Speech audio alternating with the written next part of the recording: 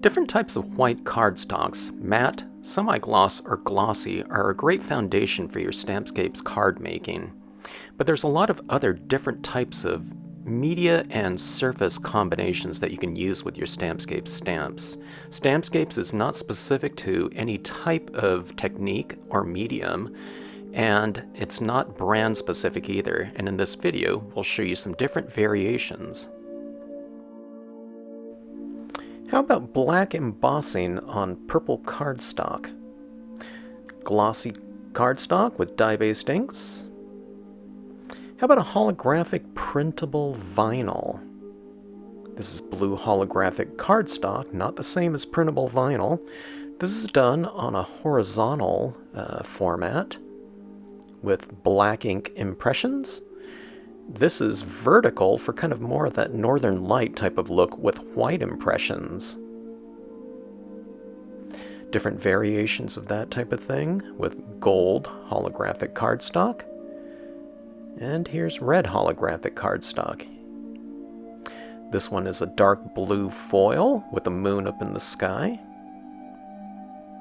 Or how about changing that to Stardream Lapis Lazuli cardstock with glow-in-the-dark stickers like a kid would use. Here it is in the light and in the dark. How about the same type of thing but a little twist on it with the white impressions? Look how dramatic that can look. And how about photo stamping, where we stamp on the top of photographic prints? Or we can have a little twist of that previous scene with our foreground imagery stamped on a piece of translucent vellum, thus increasing the illusion of depth within a scene and creating a nice kind of depiction of space and distance. Here's another example of the snowy covered bridge using the vellum technique. And how about another type of format with reflection cards using silver foil on the lower portion of the interior of a card. Here we have these images stamped out on a photograph on top.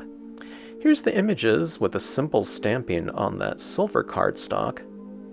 And here's how I pair them together on the interior space of a card. We make use of that fold and the format of the card in general, and we pair those together like that, and look at that illusion of kind of a three-dimensional type of space. A little twist on that with the lightning bolt striking above and reflecting in that lower portion.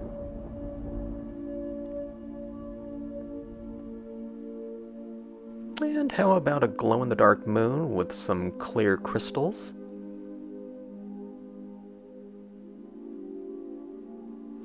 And another reflection card, distant images stamped out in white, foreground images stamped out in black.